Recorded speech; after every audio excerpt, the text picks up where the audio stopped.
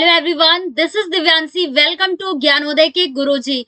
तो बच्चों, आज ये हमारी क्लास है पार्ट्स ऑफ स्पीच की सेकंड क्लास है, जिसमें आज हम लोग पढ़ने वाले हैं एडजेक्टिव एंड वर्ब, है ना। तो आज की इस क्लास में हम लोग एडजेक्टिव के काइंड्स एंड वर्ब के काइंड्स को देखेंगे और साथ ही साथ इनके एग्जांपल्स भी देखेंगे, है ना। पूरा आज डिस्कस करने वाले हैं आज की इस क्लास में बढ़िया अच्छे से। तो चलिए आज की क्लास को यहाँ से स्टार्ट करते हैं। पार्ट्स ऑफ स्पीच आप सभी जानते हैं कि आज ही हमारी सेकंड क्लास है, क्योंकि इसके पहली क्लास में हम लोगों ने नाउन और प्रोनाउन को कवर कर चुके हैं, है ना। मतलब इसके पहली वाली क्लास में अभी हम लोगों ने नाउन और प्रोनाउन को पढ़ लिया है और आज की क्लास में एडजेक्टिव एंड वर्ब को कवर करना है। तो आज इन दोनों पॉइंट को कवर करेंगे पार्ट्स ऑफ स्पीच को। तो चलिए सबसे पहले देखते हैं हम लोग एडजेक्टिव, है ना। तो सबसे पहले देखते हैं कि एडजेक्टिव क्या होता है और उसके फिर एग्जाम्पल देखेंगे एंड उसके बाद फिर उसके काइंड्स, है ना, किस प्रकार से आपके एग्जाम में क्वेश्चन बनते हैं, कैसे करके पूरा सब देखने वाले हैं, है ना। तो देखिए, ये डेफिनेशन पढ़ने से पहले आप सभी को पता होगा कि एडजेक्टिव, जिसको हिंदी में क्या कहते हैं, विशेषण, है ना। मैं यहाँ पर लिख देती हूँ विशेषण। एडजेक्टिव को क्या बोलते हैं, विशेषण। तो ये जो इंग्लिश में यहाँ पर डेफिनेशन लिखी हुई है, इसको पढ़ने से पहले हम लोगों ने जाना कि एडजेक्टिव को हिंदी में कहते हैं विशेषण। विशेषण का मतलब क्या होता है, जो संज्ञा और सर्वनाम शब्दों की विशेषता बताते हैं। विशेषता मतलब आप समझते हैं कि जैसे संज्ञा किसी व्यक्ति या वस्तु के नाम को बोलते हैं, है ना, और जो संज्ञा के स्थान पर प्रयोग होते हैं सर्वनाम, यानी जो संज्ञा और सर्वनाम शब्दों की विशेषता बताते हैं उन्हें विशेषण कहते हैं, है ना। विशेषता में जैसे हम बात करें कि वो लंबा है, मोटा है, छोटा है ना, या दिखने में कैसा है, ऐसे बात करें कि उसकी विशेषता क्वालिटी को बताता है ना। तो अभी इसके काइंड्स भी देखेंगे। अब यहाँ पर ये जो इंग्लिश में इसकी डेफिनेशन लिखी हुई है कि an adjective is a word used to qualify a noun और प्रोनाउन। मतलब एडजेक्टिव, विशेषण, इज अ वर्ड, ये ऐसे शब्द होते हैं यूज टू, जिनका प्रयोग किया जाता है क्वालिफाई करने में। क्वालिफाई मतलब विशेषता बताने में, है ना, नाउन और प्रोनाउन। तो वही अभी हम लोगों ने हिंदी में उसके पहले भी बोला कि जो संज्ञा और सर्वनाम शब्दों की विशेषता बताते हैं वही क्या कहलाते हैं, विशेषण कहलाते हैं, है ना। जैसे उदाहरण में हम लोग देखते हैं अभी की एग्जाम्पल्स में। तो देखिए, Ram is a good boy, है ना, क्या लिखा हुआ है कि Ram is a good boy. अब यहाँ पर हमें बताना है कि यहाँ पर विशेषण क्या है इस सेंटेंस में, है ना। तो यहाँ पर ये जो गुड लिखा हुआ है, अच्छा, तो ये क्या है, विशेषण। क्यों? क्योंकि देखिए, राम क्या है, नाउन, उसकी क्वालिटी क्या बताई जा रही है कि वो कैसा लड़का है, अच्छा लड़का है ना। राम एक अच्छा लड़का है, तो उसकी क्वालिटी बताई जा रही है कि वो अच्छा है, तो उसकी विशेषता क्या है यहाँ पर, अच्छा। तो ये गुड होगा यहाँ पर एडजेक्टिव, है ना। जो बच्चे पहली बार पढ़ रहे हैं उनके लिए एकदम इजी वे है।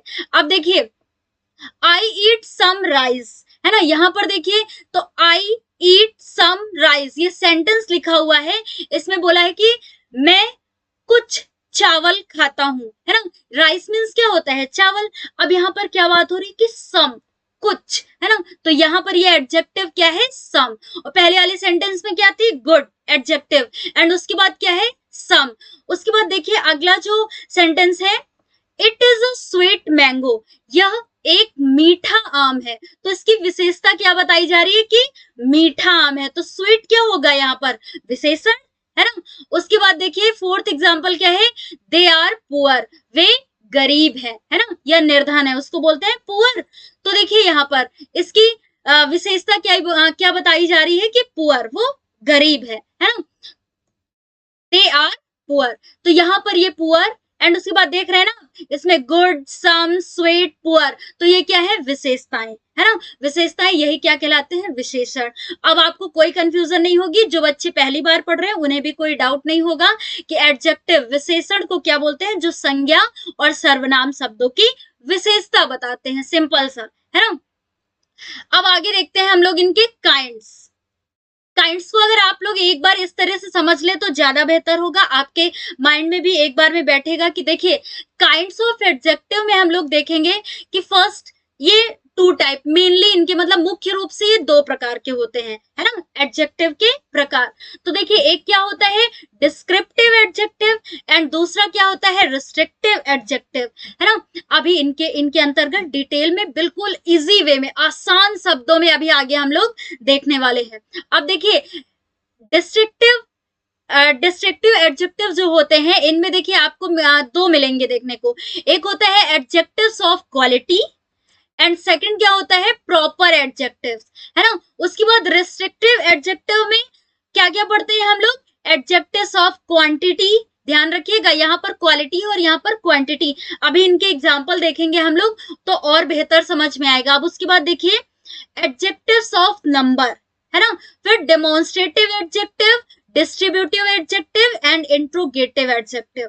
ये टेबल इसलिए इसको ध्यान से समझिएगा, इसमें कुछ भी नहीं है, बस आपके माइंड में एक बार सेट हो जाएगा कि एडजेक्टिव के मुख्य रूप से दो प्रकार होते हैं, एक होता है डिस्क्रिप्टिव एंड दूसरा होता है रिस्ट्रिक्टिव, है ना। तो डिस्क्रिप्टिव में दो adjective of quality and proper adjective और रिस्ट्रिक्टिव एडजेक्टिव में ये 5 ध्यान में रखिएगा, है ना। अब उसके बाद अब हम लोग वन बाय वन करके इनका थोड़ा थोड़ा बिल्कुल आसान तरीके से इनका देख लेते हैं कि किस प्रकार से इनके एग्जाम्पल होंगे और क्या है इनमें, है ना। अब देखिए जो हम लोगों ने देखा कि डिस्क्रिप्टिव एडजेक्टिव, आपको डिस्क्रिप्टिव वर्ड का ही मतलब पता होगा क्या होता है ना, वर्णनात्मक मतलब जिसमें वर्णन किया गया हो। तो वही लिखा हुआ है यहाँ पर कि वर्णन करने वाले विशेषण। तो डिस्क्रिप्टिव एडजेक्टिव क्या होते हैं वर्णन करने वाले, मतलब उसे बताने वाले ना, एकदम क्या बोलेंगे एक लॉन्ग वे में बताने वाले विशेषण होते हैं। अब देखिए तो वर्णन करने वाले विशेषण होते हैं डिस्क्रिप्टिव एडजेक्टिव। उसके बाद देखिए क्या लिखा हुआ है कि जिनमें या जिनसे व्यक्तियों या वस्तुओं के रूप, रंग, आकार या स्वाद का बोध होता है। सिंपल सा है ना, सिंपल है बिल्कुल कि जिनमें उनके रूप, किसके व्यक्तियों या वस्तुओं के रूप, रंग, आकार या स्वाद का बोध होता है ना, वही क्या कहलाते हैं डिस्क्रिप्टिव एडजेक्टिव कहलाते हैं, है ना। अब देखिए इनके अंतर्गत अभी हम लोगों ने पढ़ा था कि adjective of quality and proper adjective. अब क्वालिटी में देख लेते हैं।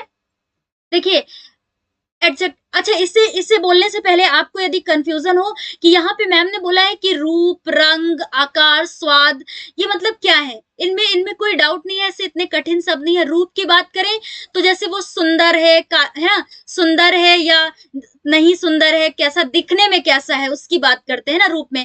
अब रंग में बोला कि काला है, गोरा है, सफेद है, कैसा है, मतलब वो रंग हो गया। आकार में बात करें कि लंबा है, छोटा है, मोटा है, किस प्रकार का है ना। स्वाद में बात करें तो खट्टा है, मीठा है या कैसा, तो ये इस प्रकार से इसमें बात करते हैं ना डिस्क्रिप्टिव एडजेक्टिव में।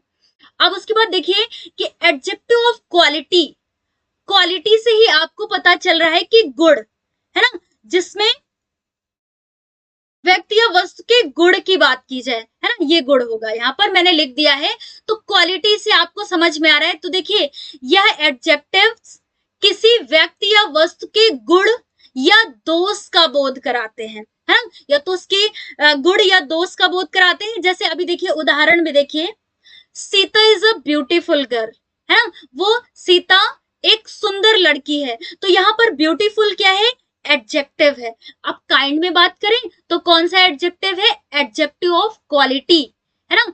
उसके बाद देखिए Sohan is an old man, है ना, वो सोहन एक ओल्ड मतलब बूढ़ा व्यक्ति है ना। तो देखिए यहाँ पर ओल्ड क्या है एडजेक्टिव, है ना, एडजेक्टिव है। कौन सा एडजेक्टिव है एडजेक्टिव ऑफ क्वालिटी। क्यों, क्योंकि उसके गुण को बताया जा रहा है इसमें कि वो क्या है वृद्ध है, या फिर ऊपर वाले में क्या देखा कि सुंदर है।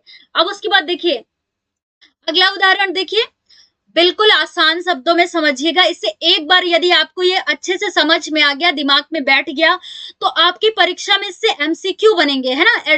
जितने भी ये पार्ट्स ऑफ स्पीच है, noun, pronoun, adjective, verb, adverb, ये जितने भी हम लोग पढ़ने वाले हैं आगे, है ना, तो इनसे एमसीक्यू बनेगा। और यदि आपको एक बार ये समझ में आ गया पूरा अच्छे से, तो कहीं से भी एमसीक्यू बनेगा, आप उसका आंसर जवाब बिल्कुल आसानी से दे सकते हैं, है ना। तो इसलिए ध्यान से इसे एक बार समझिएगा जरूर। अब देखिए he has a good pen, उसके पास एक अच्छा पेन है, पेन मतलब कलम है ना, तो यहाँ पर गुड क्या है, विशेषता बताई जा रही तो विशेषण है। कौन सा एडजेक्टिव है यहाँ पर, एडजेक्टिव ऑफ क्वालिटी, क्योंकि उसके गुण को बताया जा रहा है। अब देखिए, Ram is a naughty boy, वो क्या है, शरारती लड़का है, राम एक शरारती लड़का है, तो यहाँ पर नॉटी क्या है, एडजेक्टिव है ना, सिंपल सा। तो एडजेक्टिव ऑफ क्वालिटी में क्या मिलेंगे, उसके गुण या दोष, ऐसे बोल सकते हैं ना। अब उसके बाद देखिए प्रॉपर एडजेक्टिव, जो कि डिस्क्रिप्टिव के अंतर्गत आते हैं, आप सभी को पता है ना। सेकंड है इसका, सिंपल सा ये है कि जो एडजेक्टिव प्रॉपर नाउन से बनते हैं वे प्रॉपर एडजेक्टिव कहलाते हैं। अब प्रॉपर नाउन यहाँ कंफ्यूज ना होइएगा, क्योंकि अभी पिछली ही क्लास में हम लोगों ने नाउन पढ़ा था, जिसमें से नाउन के काइंड में प्रॉपर नाउन पढ़ा था कि जो एक पर्टिकुलर व्यक्ति या वस्तु के बारे में बात करता है, मतलब एक विशेष व्यक्ति या वस्तु के बारे में जब बात की जाती है तो वही क्या कहलाता है, प्रॉपर नाउन कहलाता है ना। तो इससे क्या होता है कि जो एडजेक्टिव प्रॉपर नाउन से बनते हैं वे प्रॉपर एडजेक्टिव कहलाते हैं। कैसे, देखिए उदाहरण में देखते हैं, आई लव इंडियन फूड, है ना, मैं भारतीय फूड मतलब भोजन पसंद करता हूं, है ना, आई लव इंडियन फूड। अब यहाँ पर ये जो इंडियन आया है वर्ड, है ना, ये इंडियन है एडजेक्टिव, क्योंकि विशेषता बताई जा रही कि वो भारतीय खाने को पसंद करते हैं, है ना, और इंडियन एडजेक्टिव है। तो आप सोचेंगे कि मैम कह रही कि प्रॉपर नाउन से निकल के बना है, बिल्कुल, क्योंकि इंडिया क्या है, देखिए इंडिया हम लोग लिखेंगे ना, इंडिया, इंडिया क्या है, प्रॉपर नाउन, और इंडिया से ही ये बना है इंडियन, तो ये बन गया प्रॉपर एडजेक्टिव, सिंपल, है ना। अब उसके बाद देखिए जापानीज, है ना, Japanese is a tough language, वो जो ये भाषा है जापान की जो लैंग्वेज है ये क्या है, टफ है, कठिन है ना बोलने में। तो देखिए टफ लैंग्वेज, तो यहाँ पर एडजेक्टिव क्या होगा, एडजेक्टिव क्या होगा, जापानीज, ये यहाँ पर बना प्रॉपर एडजेक्टिव। इसकी बात कर रहे हैं ना हम लोग की प्रॉपर एडजेक्टिव, तो आई लव इंडियन फूड में इंडियन हो गया proper adjective, and Japanese is a tough language, तो यहाँ पर जापानीज क्या होगा, प्रॉपर एडजेक्टिव, है ना, सिंपल सा। जापानीज में डबल ई ना हो करके ई एस ई होगा, ठीक है, ये ध्यान में रखिएगा। अब आगे हम लोग देखते हैं रिस्ट्रिक्टिव एडजेक्टिव, है ना, रिस्ट्रिक्टिव का अर्थ ही आप जानते हैं क्या होता है, सीमित, है ना, सीमित होता है, तो सीमित करने वाले विशेषण रिस्ट्रिक्टिव एडजेक्टिव में। अब देखिए इनसे क्या होता है, सिंपल से समझते हैं कि जिनसे शब्दों, जिन से, है ना, सॉरी यहाँ पर जिन से गलत, यहाँ पर थोड़ा सा टाइप हो गया है तो इसे इग्नोर करिएगा। देखिए जिन शब्दों से व्यक्तियों अथवा वस्तुओं की व्यापकता को सीमित करने का बोध होता है, मतलब उसको छोटा बनाने का, है ना, छोटा मतलब सीमित आकार में होना, है ना, होता है, वे रिस्ट्रिक्टिव एडजेक्टिव कहलाते हैं, मतलब सीमित आकार में उसकी क्वांटिटी या वो दी होती है ना। अब देखिए यहाँ पर हम लोगों ने इससे पढ़े थे 5, एक एडजेक्टिव ऑफ क्वांटिटी, है ना, क्वांटिटी में फटाफट देखते हैं, क्वांटिटी का मतलब ही आपको पता है क्या होता है, मात्रा या परिमाण, है ना, मात्रा या क्या होता है, परिमाण, क्वांटिटी, परिमाण। अब देखिए इनसे क्या होता है, सिंपल सा, यह एडजेक्टिव किसी वस्तु की मात्रा या परिमाण का बोध कराते हैं, है ना, मात्रा मतलब समझते हैं ना, उसका एक क्वांटिटी, है ना, क्वांटिटी है कि जैसे देखिए ऑल, सभी, सम, मतलब कुछ निश्चित नहीं है, सम कुछ, मच, मच भी कितना, कितने के लिए यूज करते हैं ना कि कितना खाना, ऐसे करके, तो मच उसका यूज होता है। अब देखिए लिटिल, है ना, थोड़ा सा, यहाँ पर लिटिल का मतलब छोटा नहीं होगा, यहाँ लिटिल का मतलब होगा थोड़ा सा। अब उसके बाद देखिए इनफ, पर्याप्त, सफिशिएंट का मतलब भी होता है पर्याप्त, एनी, कोई, है ना, तो यहाँ देखिए निश्चित नहीं है, मतलब इसकी एक मात्रा बताई गई है, परिमाण बताया गया है थोड़ा। तो देखिए यहाँ पर all, some, much, little, enough, sufficient, any, ये सभी ऐसे वर्ड है जिनसे हमें आसानी होती है पहचानने में कि हाँ ये एडजेक्टिव ऑफ क्वांटिटी है। अब देखिए उदाहरण में देखिए, एग्जाम्पल में, आई वॉन्ट सम फूड, है ना, मुझे थोड़ा खाना चाहिए या मैं थोड़ा सा खाना चाहता हूं, है ना, तो देखिए यहाँ पर क्या होगा, एडजेक्टिव सम का यूज हुआ है ना, सम क्या है यहाँ पर, एडजेक्टिव ऑफ क्वांटिटी क्योंकि मात्रा बताई गई है। अब उसके बाद अगला उदाहरण देखते हैं, आई हैव इनफ मनी, मेरे पास पर्याप्त मनी मतलब धन या पैसा है। तो यहाँ पर इनफ वर्ड यूज हुआ है। इनफ क्या है? एडजेक्टिव ऑफ क्वांटिटी, सिंपल सा है ना। तो यहाँ पर सम और इनफ ये वर्ड यूज हुए हैं, तो इससे क्या पता चल रहा है कि एडजेक्टिव ऑफ क्वांटिटी है, यहाँ पर मात्रा बताई जा रही। और ये कुछ वर्ड है, इनको ध्यान में रखिएगा। अब आगे देखते हैं फटाफट, एडजेक्टिव ऑफ नंबर, रिस्ट्रिक्टिव में है ना। एडजेक्टिव ऑफ नंबर, यह एडजेक्टिव किसी वस्तु की संख्या का बोध कराते हैं। नंबर से ही आपको पता चल रहा है कि इसमें संख्या का बोध कराएंगे, है ना, जिससे उसकी संख्या का बोध होता है। सिंपल। तो देखिए कैसे संख्या हो सकते हैं, ऐसे 1 2 3 4 5 ऐसे हो सकते हैं, फर्स्ट सेकंड थर्ड फोर्थ इस प्रकार से हो सकते हैं, या सिंगल डबल ट्रिपल, है ना, ऐसे करके बोले तो ये होते हैं एडजेक्टिव ऑफ नंबर। अब उदाहरण में देखते हैं फटाफट, there are 7 boys in the class. मान लीजिए ऐसे सेंटेंस लिखा हुआ है, आपको इसमें एडजेक्टिव बताना है, एडजेक्टिव मतलब विशेषण बताना है ना। तो देखिए there are 7 boys in the class, 7 यहाँ पर यूज हुआ है, मतलब यहाँ पर विशेषण क्या है? 7। कौन सा है ये? संख्यावाचक विशेषण है, हिंदी में बोलेंगे इसे, है ना। एडजेक्टिव ऑफ नंबर की बात कर रहे हैं यहाँ पर 7। अब उसके बाद देखिए सेकंड क्या है? Sunday is the first day of the week. Sunday यानी रविवार वीक सप्ताह का पहला दिन होता है ना। तो यहाँ पर फर्स्ट ये क्या है? एडजेक्टिव है ना। तो फर्स्ट सेकंड थर्ड या 1 2 3 सिंगल डबल ये सभी क्या होते हैं? Adjective of number. यहाँ पर नंबर की बात की जा रही है जिसमें संख्या का बोध कराते हैं, सिंपल शब्दों में समझा, है ना। अब देखते हैं, ये बिल्कुल साधारण है, इसमें कुछ भी कठिन नहीं है आपको समझना। बस जो मैटर करता है कि आप एक बार इसको समझ लें, अपने माइंड में बिठा लें, बस। इसके बाद आपको इसको 10 बार पढ़ने की जरूरत नहीं है। यदि एक बार आपको अच्छे से समझ में आ गया तो आपके लिए पर्याप्त होगा, सफिशिएंट होगा, है ना। अब देखिए डिमॉन्स्ट्रेटिव एडजेक्टिव, इसकी बात कर रहे हैं। तो देखिए ये क्या होते हैं? यह एडजेक्टिव किसी वस्तु या व्यक्ति की ओर संकेत करते हैं, मतलब उसे डिमॉन्स्ट्रेट करते हैं, है ना, संकेत करते हैं, इंडिकेट करते हैं। जैसे अभी बात करें, अच्छा डेमोन्स्ट्रेटिव एडजेक्टिव देखा तो जिन बच्चों ने भी पिछली क्लास देखी होगी तो उन्हें अच्छे से याद आया होगा कि तब मैम ने इसकी बात करी थी, है ना।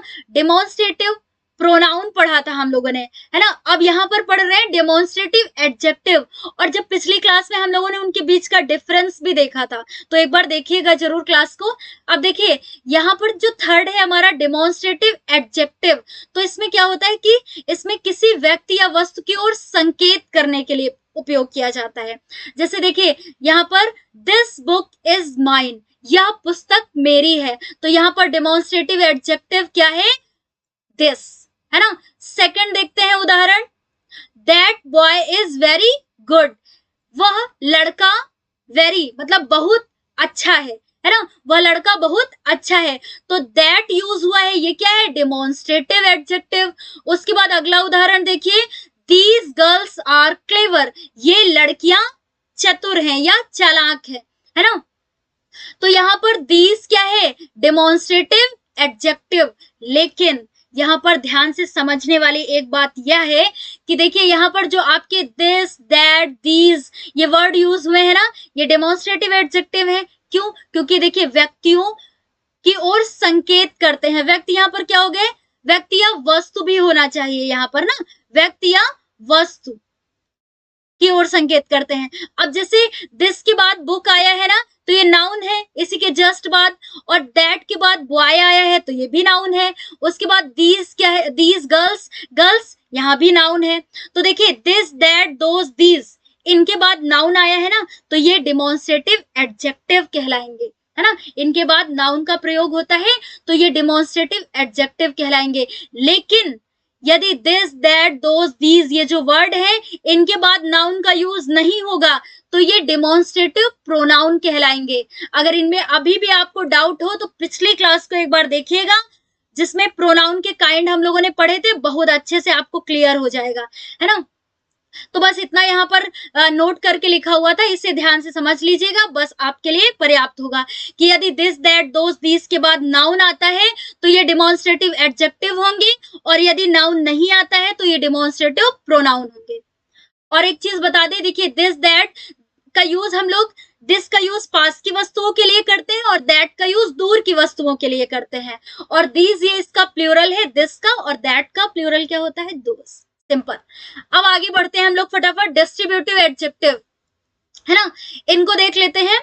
यह एडजेक्टिव किसी वस्तु या व्यक्ति के अलग अलग होने का बोध कराता है या प्रत्येक का बोध कराता है ना, ऐसे कह सकते हैं कि आपको याद आया होगा डिस्ट्रीब्यूटिव प्रोनाउन भी हम लोगों ने पढ़ा था, है ना, जैसे जिनमें ईच, एवरी, आइदर, नाइदर ये वर्ड यूज हुए थे ना। अब उदाहरण में देखिए, each boy will get a pen, प्रत्येक लड़के को पेन मिलेगा, है ना। ईच यहाँ पर प्रत्येक की बात कर रही, मतलब हर एक को अलग अलग करके बात कर रहे कि सभी को अभी अलग अलग क्या मिलेंगे, पेन मिलेंगे, इस तरह से समझिएगा।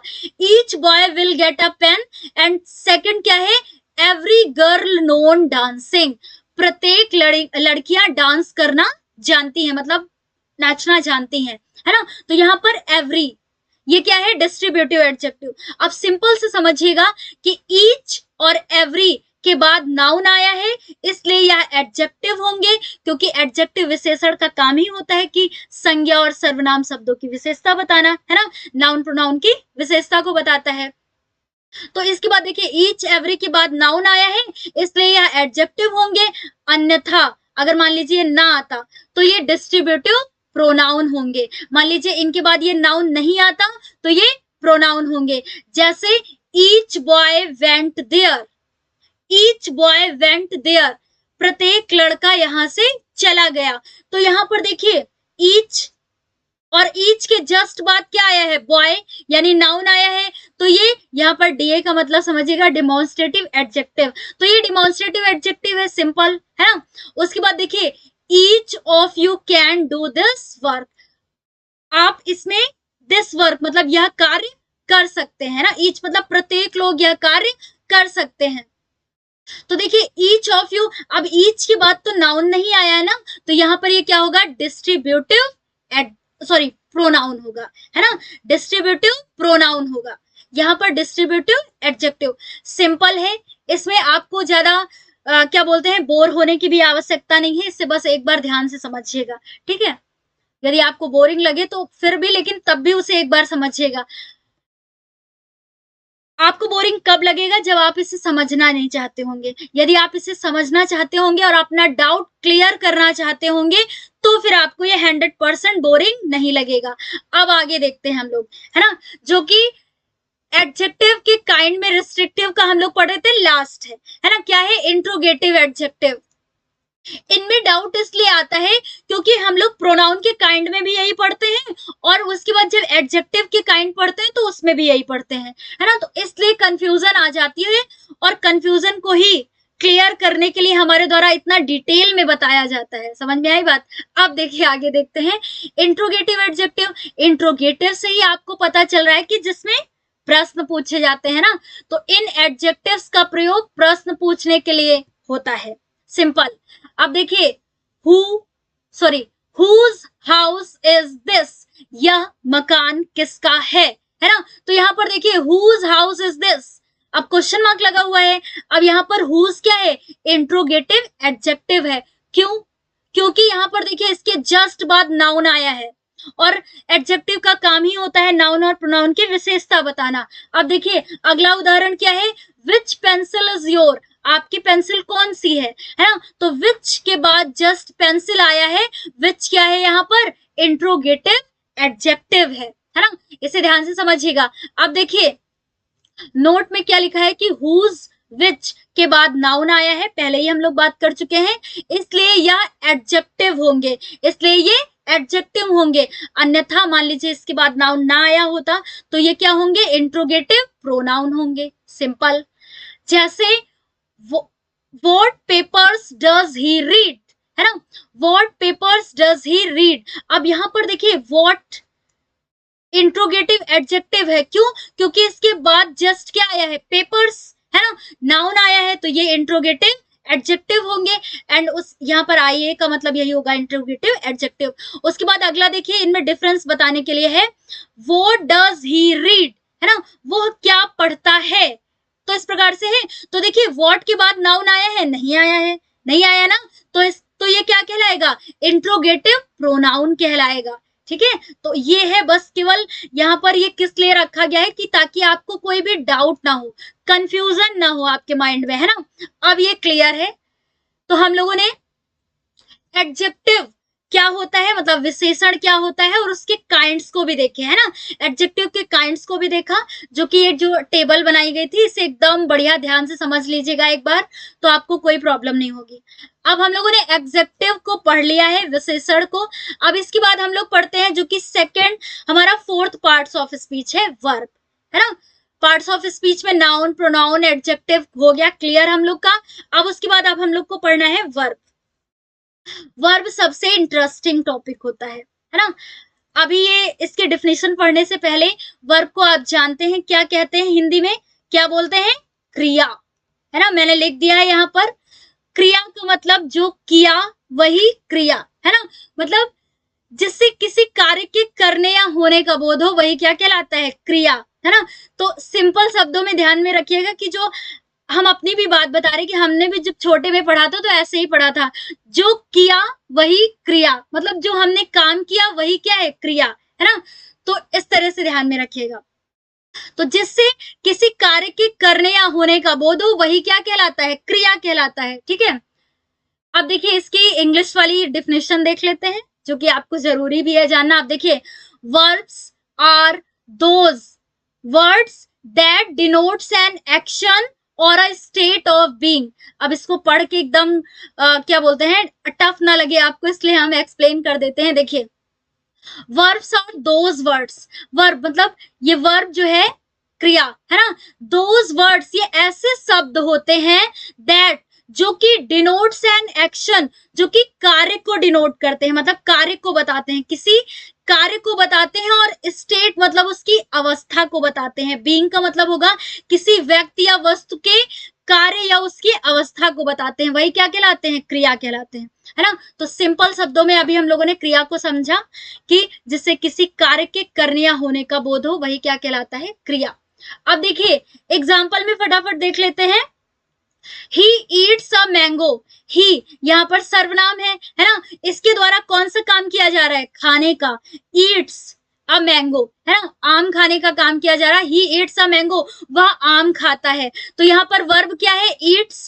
उसके बाद देखिए she laughs, वो हंसती है ना, वो हंसती है। उसके बाद अगला देखिए, मुकेश weeps, मुकेश रोता है। तो यहाँ पर रोना क्रिया है और सी लव्स में हंसना क्रिया है ना।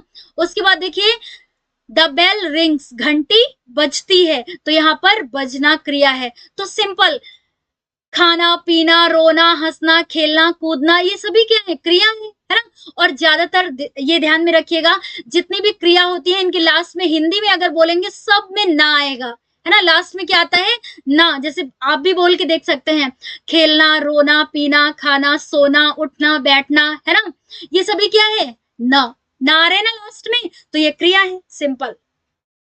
चलिए आगे देखते हैं इनके काइंड्स के, सॉरी वर्ब के काइंड्स, है ना। वर्ब के काइंड्स को देखते हैं। जैसे अभी हम लोगों ने एडजेक्टिव के देखे, वैसे इसके ये टेबल बनी हुई है, इसको भी आप ध्यान से समझ लीजिएगा, एक बार देख लीजिएगा, है ना। बहुत ही अच्छे से इसमें क्लियर है कि किस प्रकार से होता है। तो देखिए, काइंड्स ऑफ वर्ब में आप लोग जानते हैं कि मेनली मतलब मुख्य रूप से दो होते हैं। एक क्या होता है, मेन वर्ब होती है, और दूसरा क्या होता है, हेल्पिंग वर्ब होती है। मेन वर्ब आप जानते हैं जो क्रिया का जो संज्ञा सर्वनाम मतलब जो कर्ता होता है उसके द्वारा जो मुख्य कार्य किया जाता है, खेलने का, बैठने का, उठने का, पीने का, जाने का, रोने का, इस प्रकार से, तो ये क्या कहलाती है, मेन वर्ब कहलाती है। उसके बाद हेल्पिंग वर्ब में बात करें, हेल्पिंग वर्ब क्या होती है, इज ये हेल्पिंग वर्ब में इज, एम, आर, वॉज, वर, इस तरह हम लोग यूज करते हैं ना, शैल, शुड, ये इस तरह, जो कि उसे मेन वर्ब को क्या करती हैं, उसकी सहायता करती हैं। जो मेन वर्ब की सहायता करती हैं उसे एक अच्छा रूप प्रदान करती हैं, वही क्या कहलाती हैं, हेल्पिंग वर्ब कहलाती हैं।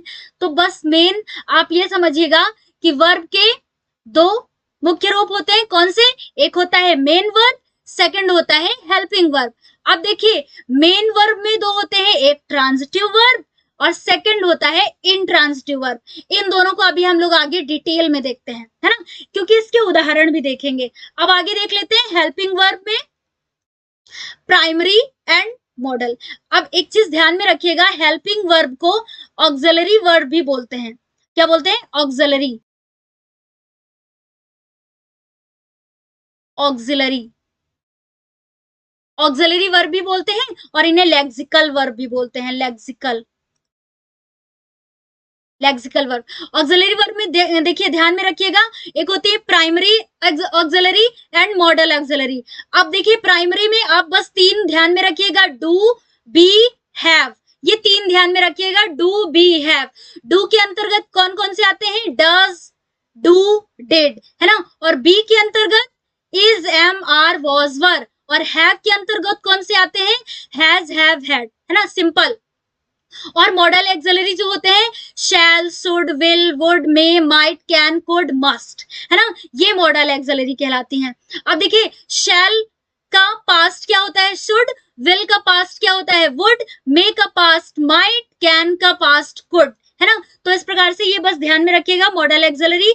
इनके यूज जब हमारी अभी एग्जाम के लिए प्रैक्टिस कराई जाएगी तो इनके काफी प्रैक्टिस क्वेश्चंस लेकर के आएंगे आप लोग के सामने, कि जिसमें इन सभी का यूज आपको बताएंगे, है ना, कि शैल का यूज, शुड का, विल, वुड, मे, माइट, इनका यूज कैसे करते हैं। तो ये हम लोग प्रैक्टिस करेंगे एग्जाम टाइम में, तो उसमें अच्छे से इनकी प्रैक्टिस कर लेंगे, है ना। तो बस इतना ध्यान में रखिएगा। अब फटाफट जो दो हमें देखने थे कि transitive verb and intransitive verb, है ना, इनको देख लेते हैं। ये सिंपल है। देखिए ट्रांजिटिव वर्ब को क्या बोलते हैं? सकर्मक क्रिया, सकर्मक क्रिया, है ना, ट्रांजिटिव वर्ब होते हैं। तो देखिए सकर्मक क्रिया क्या होते हैं कि जिस क्रिया का प्रभाव अपने कर्ता पर ही समाप्त ना होकर किसी अन्य व्यक्ति या वस्तु पर पड़ता है। मतलब जिसका ऑब्जेक्ट, ऑब्जेक्ट मतलब कर्म, है ना, होता है, मतलब उसका कर्म उसके साथ में होता है। तो यहाँ पर कहने का मतलब है कि सकर्मक क्रिया का कर्म उसके साथ में होता है। तो सकर्मक से ही आप याद में रखना कि जिसका कर्म उसके साथ में होता है, वही क्या कहलाते हैं? ट्रांजिटिव वर्ब कहलाते हैं।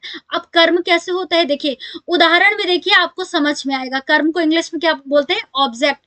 उदाहरण देखिए, Sarla writes a letter. Sarla writes means क्या है? लिखती है। अ लेटर यहाँ पर पत्र। सरला एक पत्र लिखती है। अब जैसे मैंने कहा राइट्स, यहाँ पर वर्ब है। कौन सी वर्ब है? ट्रांजिटिव वर्ब है। क्यों ट्रांजिटिव वर्ब है? क्योंकि उसके बाद देखिए यहाँ पर ऑब्जेक्ट दिया हुआ है कि वो लिखती है, तो कुछ ना कुछ तो लिखती है ना। तो क्या लिखती है? लेटर लिखती है, एक पत्र लिखती है। तो इसका ऑब्जेक्ट उसके साथ में दिया हुआ है, इसीलिए ये ट्रांजिटिव वर्ब कहलाएगा। सिंपल। अब देखिए अगला उदाहरण देखिए, the cat kills a rat. बिल्ली ने चूहे, sorry, the cat kills a rat. बिल्ली चूहे को मारती है ना। अब देखिए यहाँ पर किल्स ये वर्ब है, आपको समझ में आ गया तुरंत। अब कैसे पहचानेंगे कि ये ट्रांजिटिव वर्ब है? क्योंकि उसका ऑब्जेक्ट उसके साथ में दिया हुआ है अ रैट, है ना, एक चूहा। वो मारती है, तो किसको मारती है? एक चूहे को मारती है। तो यहाँ पर ये ट्रांजिटिव वर्ब होगा। अगला उदाहरण क्या है? आई वॉन्ट, मैं चाहता हूं। अब क्या चाहता हूं? कुछ ना कुछ तो चाहता हूं ना। तो क्या चाहता हूं मुझे बताना पड़ेगा। मैं अ पेन, एक पेन चाहता हूं। तो इसका ऑब्जेक्ट इसके साथ में दिया हुआ है, इसलिए ये ट्रांजिटिव वर्ब होगी। सिंपल, बिल्कुल हम लोगों ने समझा कि जिसका ऑब्जेक्ट यानी कर्म उसके साथ में होता है वही ट्रांजिटिव वर्ब होता है, सकर्मक क्रिया बोलते हैं, है ना। तो अब आगे देखते हैं हम लोग इनट्रांजिटिव वर्ब क्या होता है। सकर्मक आपको अच्छे समझ में आ गया। अब इंट्रांजिटिव को देखते हैं। तो देखिए जिस क्रिया का कोई कर्म या ऑब्जेक्ट नहीं होता है ना। सकर्मक में क्या देखा कि होता है, और अकर्मक में क्या है कि नहीं होता है ना। तथा अपने में ही पूर्ण अर्थ रखती हैं, तथा वो अपने में ही पूर्ण अर्थ रखती हैं। मतलब ऑब्जेक्ट नहीं होता है लेकिन फिर भी उनका वो पूरा अर्थ होता है ना। इंट्रांजिटिव को हम लोग कहते हैं अकर्मक क्रिया, अकर्मक क्रिया, ठीक है, अकर्मक क्रिया।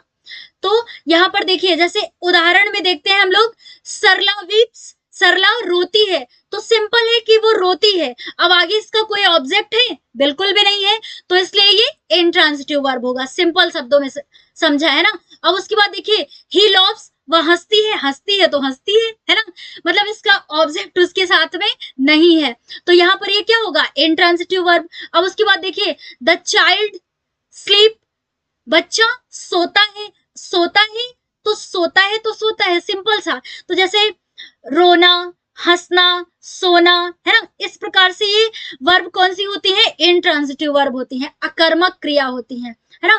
तो यहाँ पर द चाइल्ड स्लीप्स में स्लीप्स है इंट्रांजिटिव वर्ब, सिंपल है, ठीक है, कोई भी डाउट नहीं है इसमें। बस इतना ध्यान में रखिएगा कि ट्रांजिटिव वर्ब क्या होते हैं? जिनका ऑब्जेक्ट उसके साथ में होता है, इंट्रांजिटिव वर्ब जिसका ऑब्जेक्ट उसके साथ में नहीं होता है, सिंपल।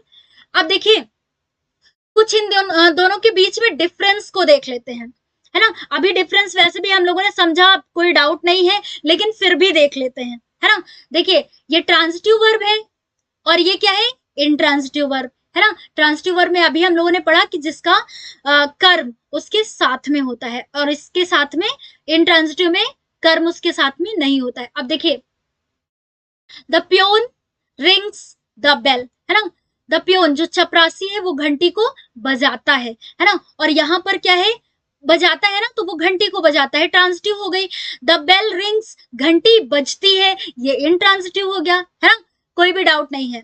तो the peon rings the bell, चपरासी घंटी को बजाता है, ये ट्रांजिटिव वर्ब हो गई। यहाँ पर रिंग्स बजाना, है ना, और द बेल रिंग्स, यहाँ पर रिंग्स इंट्रांजिटिव है क्योंकि इसका ऑब्जेक्ट उसके साथ में नहीं है। अब आगे देखते हैं फटाफट। दे open the door, transitive verb है यहाँ पर ओपन, ऑब्जेक्ट दिया हुआ है, और द डोर ओपन्स, दरवाजा खुलता है, सिंपल है ना, तो ये इंट्रांजिटिव वर्ब है। उसके बाद देखिए, ही एंडेड द स्टोरी देयर, ये क्या है? यहाँ पर ट्रांजिटिव वर्ब है, एंडेड, है ना। अब उसके बाद यहाँ पर इंट्रांजिटिव में क्या है? द स्टोरी एंडेड देयर, ये इंट्रांजिटिव वर्ब। अब कोई भी डाउट नहीं होगा। तो देखिए, आज की क्लास में हम लोगों ने पूरा अच्छे से पढ़ा कि एडजेक्टिव क्या होता है, उसके काइंड कौन कौन से होते हैं, वर्ब क्या होता है और उसके काइंड्स कौन कौन से होते हैं। अब ये है आपके लिए प्रैक्टिस क्वेश्चन, जो कि आप खुद से करेंगे और ये पढ़िएगा कि इसमें क्या लिखा हुआ है और क्या करना है हमें, है ना। इसे ध्यान से पढ़िएगा, ये आपके लिए प्रैक्टिस क्वेश्चन है ना। करके जरूर एक बार इनको देखिएगा, चेक करिएगा कि आपने जो पढ़ा है क्या वास्तव में आपको समझ में आ रहा है। आज की क्लास में हम लोगों ने पूरा ये अच्छे से कवर किया, यानी पार्ट्स ऑफ स्पीच की आज की हमारी ये सेकंड क्लास थी, है ना। दूसरी क्लास थी पार्ट्स ऑफ स्पीच की, जिसमें हम लोगों ने एडजेक्टिव और वर्ब को कवर किया। उसके पिछली क्लास में नाउन और प्रोनाउन को कवर किया था। अब अगली क्लास में बचे हुए पार्ट्स ऑफ स्पीच को हम लोग कवर करेंगे। आज की क्लास में इतना ही। आपको क्लास कैसी लगी प्लीज कमेंट बॉक्स में लिख करके हमें जरूर बताइएगा, और लाइक शेयर एंड सब्सक्राइब करना ना भूलें। Thank you.